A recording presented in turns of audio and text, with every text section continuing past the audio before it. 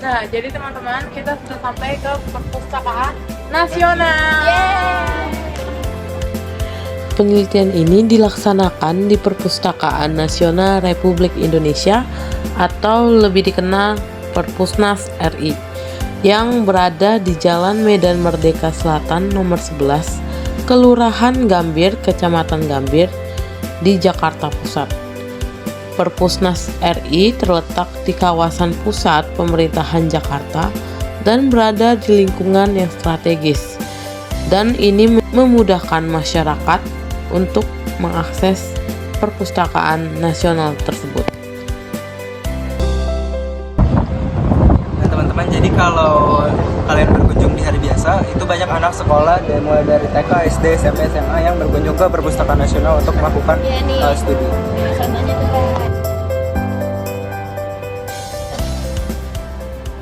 Nah, sebelum lanjut, kita wajib untuk menitipkan barang-barang kita di lokal penitipan dan mengambil alat-alat elektronik yang akan kita butuhkan di lantai atas nanti.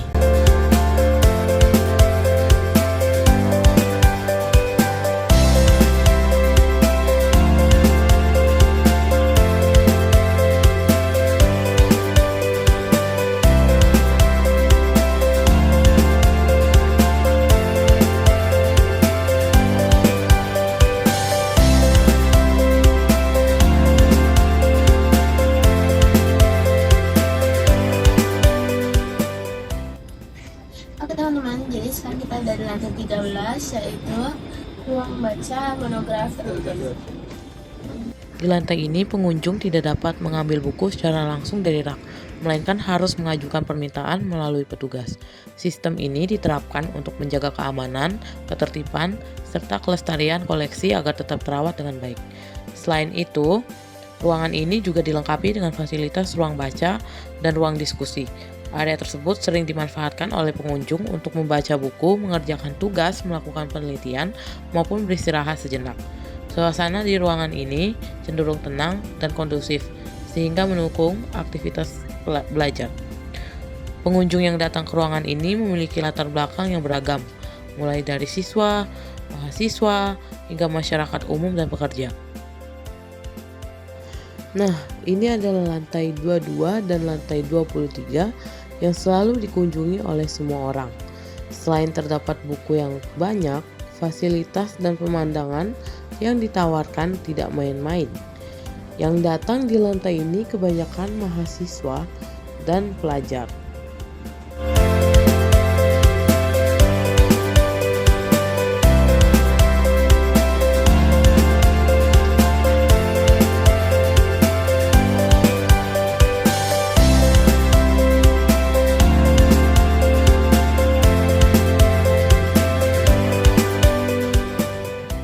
Jadi ini kondisi di lantai 24. Di lantai 24 ini memikat perhatian pengunjung.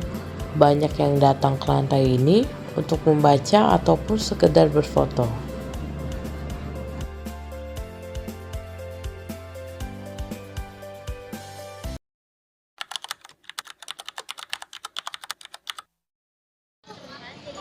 Kita hari kedua mengunjungi perpustakaan nasional untuk memiliki aktivitas yang ada di perpustakaan nasional.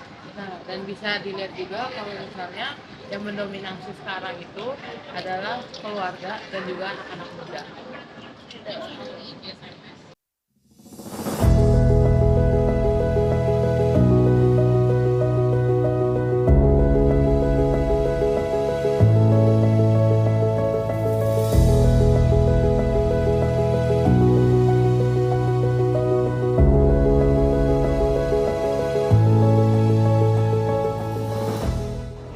Nah teman-teman, jadi di lantai 2 ini terdapat tempat untuk membuat kartu keanggotaan Perpusnas. Jadi jika kalian ingin meminjam buku di Perpusnas, kalian bisa terlebih dahulu untuk membuat kartunya terlebih dahulu.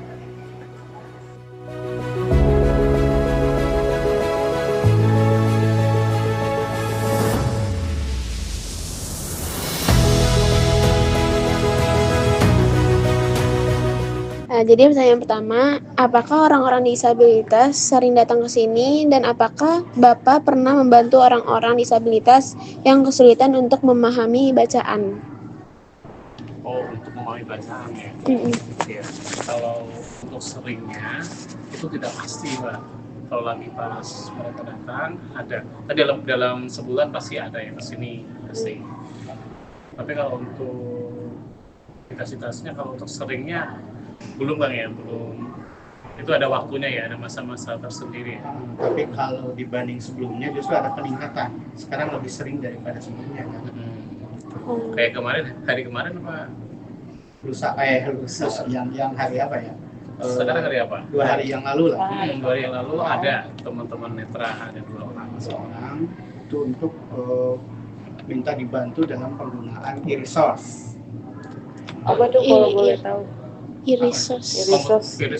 E-resource itu nih untuk mengakses itu Jurnal. apa ilmiah. bahan bacaan berlanggan ya. Seperti siapa? Ada ini bisa lihat di sini. Di sini kan? Ini resource ini. Ini e-resource. Nah, ini e-resource. Jadi salah satu platform baca yang dimiliki oleh Perpusnas ya, itu terutama dalam bahan bacaan berlanggan. Jadi misalnya kayak mencari jurnal, nah seperti itu. Nah, jadi nanti dalam penggunaannya bisa akses dulu ke web Perpusnasnya. Di situ nanti ada link e-resource atau bisa langsung diketikkan alamatnya di browser. Jadi e-resources.perpusnas.go.id. Nah, kemarin ada 2 orang disabilitas netra yang kebetulan sedang menyelesaikan kuliahnya, mencari referensi berkenaan dengan jurnal dan mau menggunakan e-resource. Jadi yang tadi termasuk yang ditanyakan juga, pernah nggak membantu disabilitas yang kesulitan membaca kan gitu ya? Iya. Nah, jadi membacanya ada 2 versi, bisa membaca di sini sesuai dengan koleksi kan yang datang disabilitas netra ya. Di sini ada koleksi braille. Nah, jadi yang datang ke sini pun tingkat kemahiran dalam membaca braille pun berbeda. Nah, jadi pernah nggak ada yang datang belajar braille? Pernah. Bahkan waktu itu ada seorang tunanetra baru ya yang didampingi sama orang tuanya. Iya betul. Nah, itu seorang anak perempuan, dia sedang sekolah di kelas 5, tiba-tiba mengalami penurunan penglihatan secara signifikan sehingga tidak bisa membaca bentuk huruf Latin lagi. Maka mau belajar braille, didampingi sama orang tuanya ke sini. Gitu. Iya, dan juga kemarin yang terbaru itu 2 orang disabilitas netra yang belajar menggunakan e-resource, bagaimana cara mencari jurnal. Itu termasuk bagian mereka yang kesulitan membaca ya, karena memang yang disabilitas netra kan harus menggunakan komputer, tapi komputernya harus menggunakan software bantuan, namanya screen reader atau pembaca layar, jadi supaya komputernya bisa berbicara. Gitu. Nah, ya, jadi datang ke sini, gimana sih mau mengakses e-resource, padahal dengan kondisinya tunanetra total. Gitu. Selain itu kita juga ada koleksi audiobook. Kita juga membantu saat mereka akan mengoperasikan menggunakan audiobook player. Ini audiobook playernya seperti ini. Ini kita pakai merek Blackstock ya. Ini audio player. Nah, setelah itu kita juga akan mencarikan koleksi yang mereka mau baca, misalnya braille. Kita juga akan membantukan untuk mencarikannya. Gitu. Begitu. Oke. Nah, terus lagi ke pertanyaan kedua. Kendala apa yang sering dialami pengguna disabilitas saat menggunakan layanan perpustakaan ini? Kendala? Iya. Itu masing-masing ya kendalanya. Itu tadi sudah dituliskan oleh Pak Ivan kan. Kendala-kendalanya seperti tadi akan akses e-resource. Nah, itu kendalanya seperti itu. Terus mereka mau cari buku. Kendalanya kadang di sampulnya itu tidak ada tulisan braille ya di judul. Nah, itu juga sudah kendala. Karena tidak semua sampul itu ada tulisan braille-nya. Kadang cuma tulisan Latin. Akhirnya kan kita harus mencarinya seperti itu. Terus kendalanya belum pernah akses audio player. Nah, kita juga akan membantunya mengajarinya fungsi-fungsi yang ada di sini.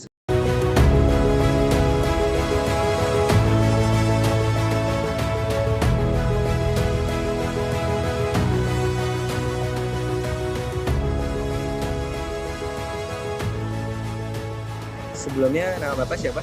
Ya, nama saya Billy Harepa. Kenalkan, nama saya Billy Harepa. Saya sebagai Komandan Regu ya di security di Perpustakaan Nasional.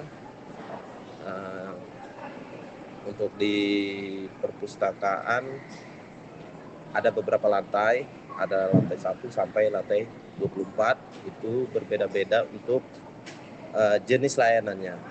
Oke. Pertanyaan pertama nih Pak, Eh, lantai mana saja sih yang paling sering dikunjungi oleh pengunjung saat ke Perpustakaan Nasional ini? Oke, saya jawab. Kalau untuk pengunjung Perpustakaan Nasional, biasanya yang ramai dikunjungi oleh pemustaka atau pengunjung itu di lantai 24, lantai 22, lantai 21, dan lantai 19 yang selalu kita survei areanya itu yang selalu ramai untuk dikunjungi. Lalu untuk ada nggak sih Pak jam-jam tertentu atau hari-hari tertentu apa yang pengunjungnya itu paling ramai atau yang paling sepi deh Pak? Itu kapan? Oh, untuk pengunjung yang paling ramai itu biasanya di hari Sabtu atau Minggu ya, dikarenakan untuk anak sekolah biasanya berliburnya ke Perpustakaan Nasional. Jadi di Sabtu Minggu itu terkadang itu untuk jumlah pengunjung tercapai 3.000 atau 4.000 pengunjung ke area perpustakaan. Banyak ya? Banyak. Iya. Ya, hasil survei dari kita dari tim security ya banyak, dengan hitungan segitu 3.000 ke atas itu banyak sekali. Banyak sekali. Kalau untuk di hari biasa itu paling sepi kapan ya Pak? Paling sepi. Kalau untuk di hari biasa biasanya ya yang kelihatan di survei saya itu di angka 2.000-an. Ya, 1.500 sampai 2.000 ke atas. Per hari Pak? Ya, per hari. Oh. Karena di sini itu di Perpustakaan Nasional ini kan tersedia adanya magic gate, itu terhitung. Jadi ada 3 titik untuk menghitung itu, ada di BCB depan, sama di area basement, sama di lobi belakang. Oh. Nah, jadi setiap keluar masuknya pengunjung di sini itu akan terdata semua. Lalu aktivitas apa saja sih Pak yang selain membaca buku yang para pengunjung datang ke sini? Aktivitas selain membaca buku? Selain membaca buku, terkadang memang dari kunjungan sekolah sering berkunjung ke sini. Terus untuk layanannya banyak sih, banyak. Contohnya di lantai 19 itu ada layanan multimedia, dan untuk di 24 itu termasuk ada pemandangan rooftopnya yang mengarah ke arah Monas. Itu sering untuk dikunjungi oleh anak-anak murid, kunjungan dari sekolah, dari daerah-daerah sering berkunjung ke area tersebut. Berarti selain membaca buku juga bisa meluangkan waktu lain ya Pak dia berkunjung ke Perpustakaan Nasional ini? Ya, sering-sering. Karena di Perpustakaan Nasional ini banyak tersedianya ruang diskusi ya. Jadi setiap mau ada tugas, mau apapun itu, ada ruangan tersedia diskusi privat. Nah, jadi kebanyakan orang yang ingin fokus belajar sendiri itu pasti memakai ruang diskusi. Oh gitu Pak. Nah yang terakhir nih Pak, untuk saran dan pesan untuk kemajuan Perpusnas ini apa Pak? Saran dari saya? Iya. Untuk kemajuan Perpusnas,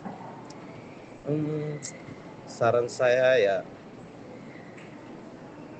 kalau secara pribadi aja ya, kalau saran dari saya untuk pengunjung ya, untuk pengunjungnya bisa lebih tertib dan tahu aturan di Perpustakaan Nasional, bisa diikuti lah untuk aturannya apa saja. Untuk dari awal mulai masuk gedung perpustakaan, ya kan, banyak aturan-aturan yang harus diikuti. Untuk parkiran segala macam lah, banyak lah untuk aturannya itu. Kita kalau mengikuti aturan ya pasti berjalan aman, pasti untuk kalian juga pasti nyaman. Apalagi di sini itu di setiap lantai itu didampingi oleh petugas security, otomatis kalian belajar itu nyaman. Baik. Ya. Iya. Mungkin itu saja Pak, kita wawancara. Terima kasih ya Pak. Ya, sama-sama.